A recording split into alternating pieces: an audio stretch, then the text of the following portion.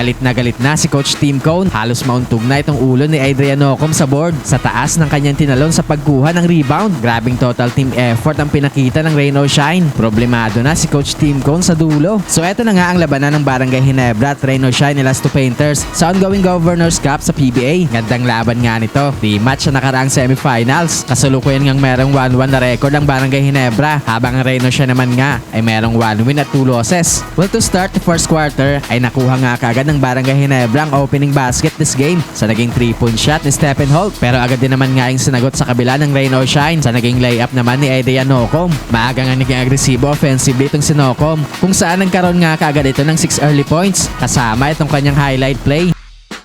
Naging dikit lang nga ang score ng dalawang kupunan hanggang sa midway mark. Naging on point nga this quarter ang 3-point shooting ng Barangay Ginebra habang ang Rain or Shine naman nga ay nag-capitalize sa loob ng paint. Umiinit na nga sa opensa itong import ng Barangay Ginebra na si Brigsby sa midway mark kung saan nagkaroon nga ito ng back-to-back 4-pointer. Tumuloy-tuloy naman nga ang pagiging agresibo sa opensa ni Adrian Ocom sa late minutes. Patuloy din nga ang back and forth offense ng dalawang kupunan kung saan madalas nga ang lead changes sa quarter na ito. Gandang acrobatic layup naman dito ang ginawa ni RJ Abarientos para sa kanyang unang field goal this game. Doon sa late minutes nga ay bahagyang nagkaroon ng run ng Rain or Shine. Nagkaroon pa ng 4-pointer itong si Quahaw. Kaya naman nagkaroon nga ng 8-point lead ang Las 2 Painters. Pero grabe nga itong si Riley Brigsby. Pamatay sunog para sa kanyang another 4-point shot this game. Baba na lang nga sa 4 na puntos ang kalamangan ng Ross after ng first frame, 33-29.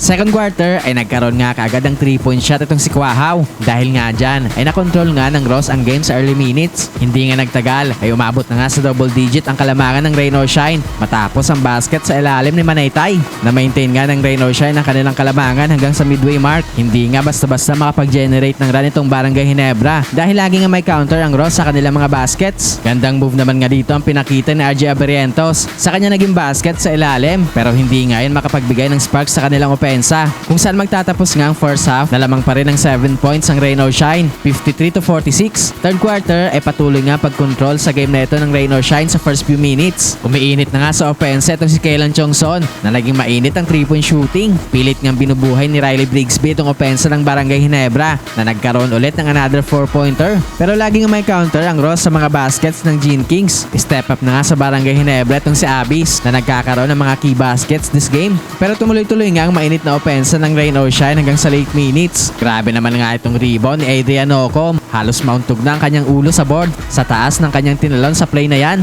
Lumulobo na nga itong kalamangan ng Rain or Shine sa late minutes na umabot na sa 16 points after ng third frame, 89-73. Fourth and final quarter ay na-maintain nga ng Rain or Shine ang kanilang malaking kalamangan sa Barangay Ginebra sa early minutes. Pilit ngang binubuhay ng 3-point shooting ng Barangay Ginebra ang kanilang opensa pero hindi nga yun makapagbigay sa kanila ng momentum dahil patuloy din nga ang mainit na opensa ng Rain or Shine. Namomroblema na nga itong si Coach Tim Cone sa bench ng Barangay Ginebra dahil hindi nga sila makapag-generate ng run. Pero sa halfway mark nga ay eto na ang Barangay Ginebra. Nakapag-generate na nga sila dito ng run para ibaba sa single digit ang kalamangan ng Ross. Pero hindi nga na-maintain ng Gene Kings ang kanilang run na yan. Agad nga nagkaroon ng counter itong Rain or Shine down the stretch. Hindi na nga nagkaroon pa ng late run ng Barangay Ginebra. Kaya naman sa huli nga ay panalo ang Rain or Shine.